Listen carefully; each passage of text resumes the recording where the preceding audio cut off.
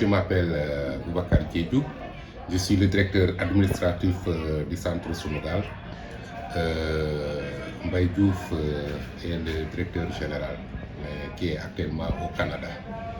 Voilà. Donc l'école, le centre s'appelle Centre socio-culturel de formation professionnelle Sunugal, qui est créé en 2002 et dans le but de former les jeunes filles qui n'ont pas eu la chance d'aller à l'école, mais aussi qui peut-être ont quitté un peu tôt l'école, compte tenu de la discrimination ou qui sont victimes par les croyances coutumières et traditionnelles. Alors, nous on s'est dit qu'il faut qu'on les ramasse et on leur donne une chance de réussir dans leur vie. Par quoi? Par la formation d'abord, et pour avoir une compétence et avoir une qualification, et demain de devenir responsables d'elles-mêmes, mais aussi de soutenir leurs familles qui sont la plupart des familles précaires. Donc, de nos jours, nous avons formé 22 générations qui sont aujourd'hui la 22e en train de faire son examen de fin de formation professionnelle, qui sera sanctionné par un diplôme. Un diplôme co-signé par le directeur de l'école, dont je suis, et le président de la Chambre des métiers, qui est un des démembrements de l'État du Sénégal, le ministère de la formation professionnelle et de l'artisanat. Les élèves qui sont sortis, par la plupart, certains sont recrutés par des entreprises, ou soit certains qui ont des moyens ont créé leur propre entreprise. D'autres, l'école a organisé un système de telle sorte qu'on les regroupe en GIE.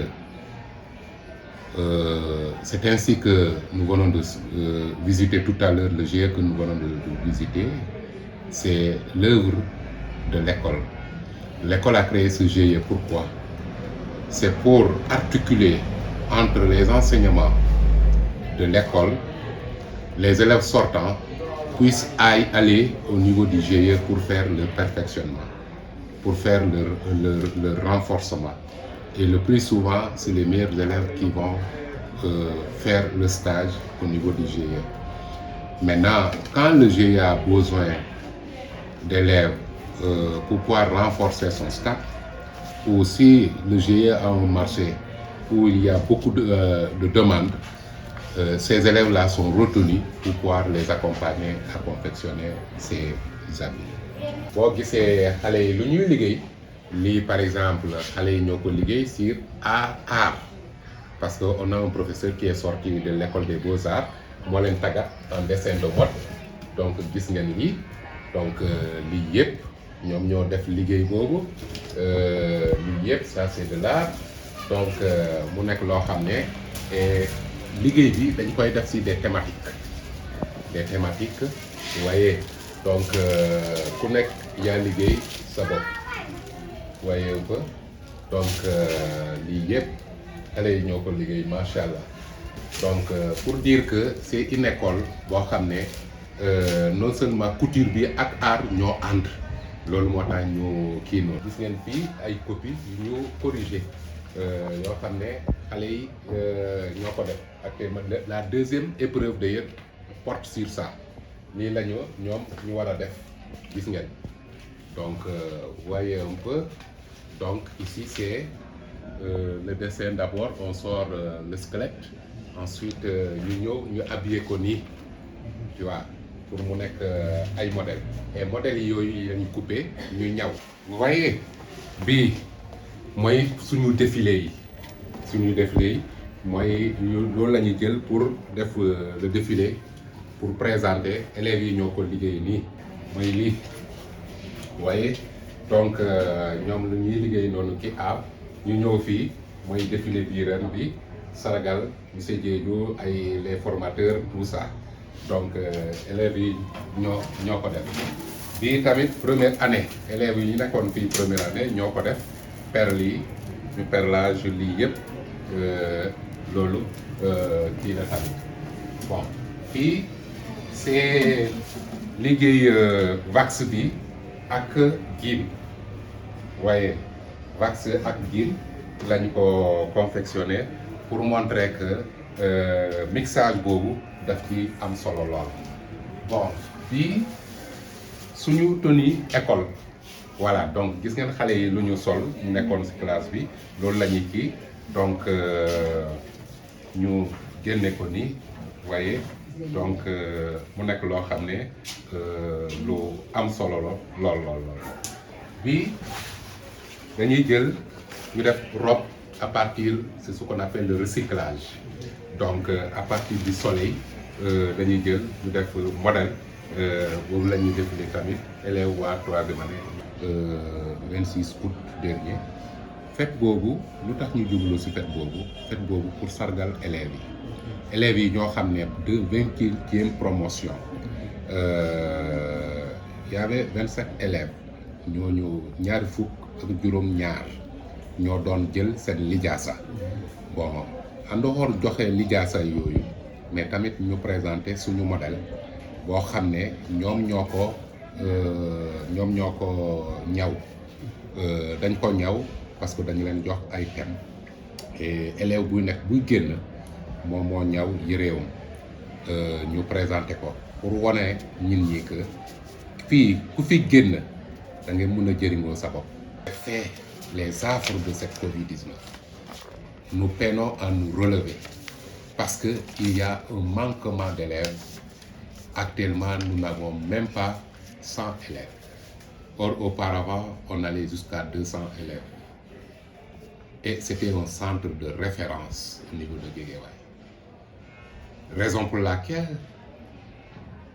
aujourd'hui, au niveau départemental, quand ils ont fait appel, l'ONG Suisse Contact, excusez-moi pour la publicité, ils nous ont choisi comme le meilleur centre pour pouvoir accompagner leur projet de professionnaliser le secteur des EMA. Les EMA, cela veut dire les maîtres artisans.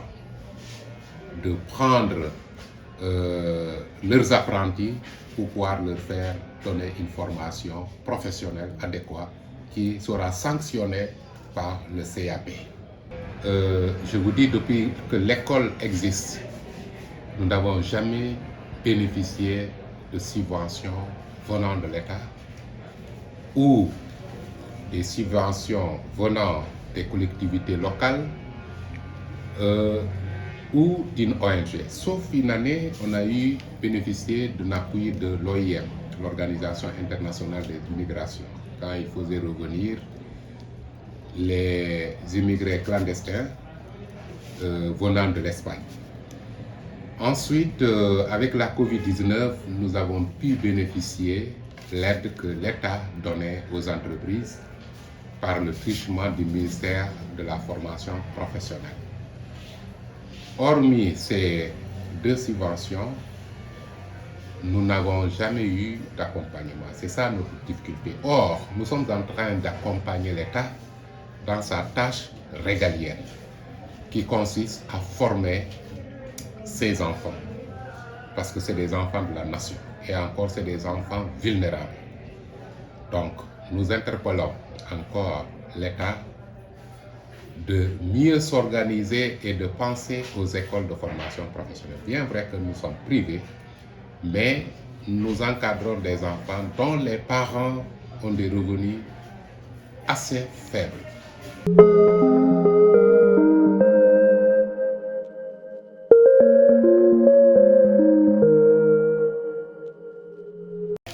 T-shirt bu nekk aussi dafa am turu quartier yi fii membre yi dëkk wala turu fi ñu jëndee tissu yi comme genre bi Pikine la tudd bii Colobane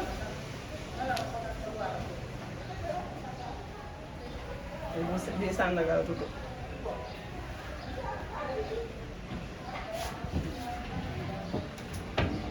Asalaamaaleykum, donc me présenter Moussa Ndiaye dama ñëw fii tey ci centre socio-professionnel Sunugal fii ci commune de Sam Notaire Guédiawaye en ma qualité de président de l'union départementale des artisans de Guédiawaye.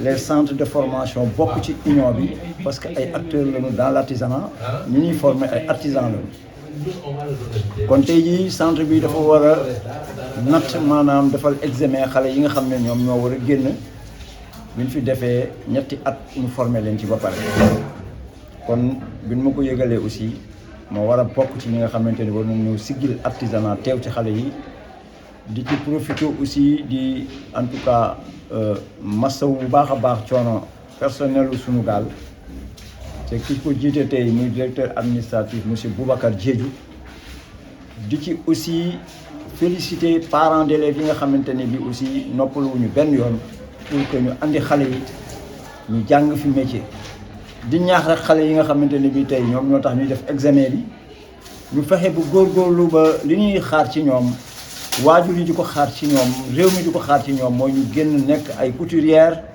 yore seen profession bu ëllëgee ñu def comme niñ leen tàggatee amaana ñu ubbi ji ay entreprise amaana aussi sax ñu ubbi ay école parce que nit ki sa yéene ngay am mun nañ caa àgg loolu moo tax ñu teew pour ñaax leen encourager leen delluwaat encore di def appel à l'État def appel aux partenaires au développement ci kaw ñu xam ne centre yi ñu ngi liggéey bu am solo ci population bi état mënul def lépp lu si bëri ñoom centre privé yi ñooy récupérer xale yi jigéen ñi jàngatul wala ñi nga xam ne sax jàngoon nañu ba jàng ni jubluwul ñu ñëw tey di jàngaat métier ba nu mucc ci yenn ay bi kon war na leen a boole ci di leen xalaat comme ni ñuy def privé école yi di leen def ay subventions mairie yi nekk seen i gox seen budget ñu ciy xalaat xam ne centre yi ñu leen di liggéeyal seen doomi gox yooyu daal ay appel la yoo xamante ne bii maa ngi koy lancé en ma qualité de président de l'union départementale des artisans de Guédiawaye di encourager le personnel du Sunugal di leen souhaiter aussi une très bonne continuation et bonne chance à tous ces élèves qui vont passer leur examen aujourd'hui.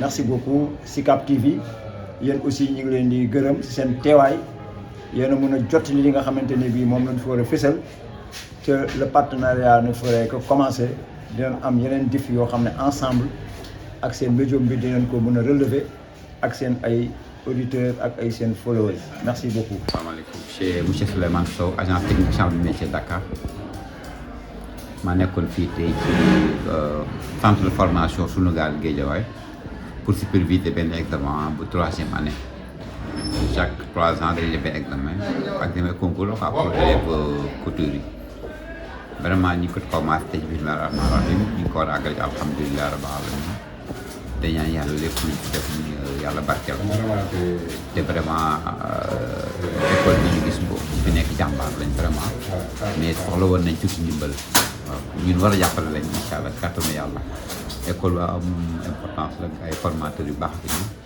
vraiment c'est la discipline et tout dafa laaj benn aide bu ndaw rek bu ñu la war a defal loolu laa leen demandé quoi à leur nom ndax gis naa ne ay jàmbaar lañ laaj nañ ndimbal ci kàttanu yàlla waaw merci beaucoup. salaamaaleykum man maa ngi tudd Awa Fofana nekk présidente GIE Gis-Gis bu école Sunugal voilà si école Sunugal bi fii lañ defee suñu formation suñu 3 ans après si lañ ñu intégré si GIE bi ñu ngi ko créé depuis 2010 franchement école bi lu am solo la parce que à chaque fois.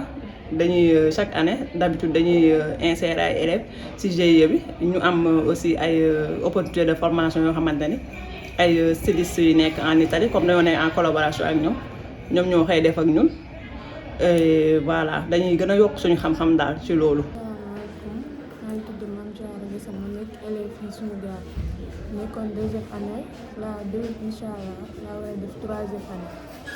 donc ñu nekk école boo xam ne boo xam ne si école yu très rare ci formation couture professionnelle yi ñu def soo xoolee examen bi ñu tëddee bi nga xam ne lépp à la base la nekkee parce que dañuy former ñu am capacité bi base bi équilibre mais aussi xam tamit métier bi ñu am fan lañ koy jaarale ak fi mu jóge de ce fait ñu am ay professeurs exemplaires ñuy former qualifiés dans les formations avec le directeur général monsieur Boubacar Diop. Je remercie tout le monde pour cette interview. Merci. Salaamaaleykum wa rahmatullah maa ngi leen di ziar yéen ñëpp man la Xaajara Ndiaye di jàngee centre formation Sunugal di def sama 3e année nekk classe examen. man la Boubacar ren la sama première année ci école bi examen bi moom ça s'est bien passé quoi. Salaamaaleykum maa ngi tudd Bokar Koukoli en classe de 3e année ren laa fi am ren moo nekk sama 3e année ci école bi.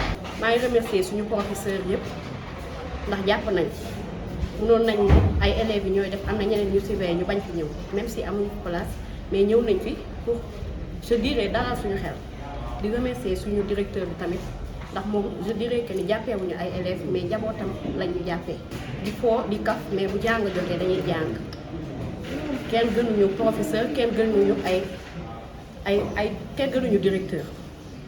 maa ngi remercier sama waa classe bi aussi ndax ñoom tamit ñun ñëpp dañoo bennoo biir Sicap TV jërëjëf merci.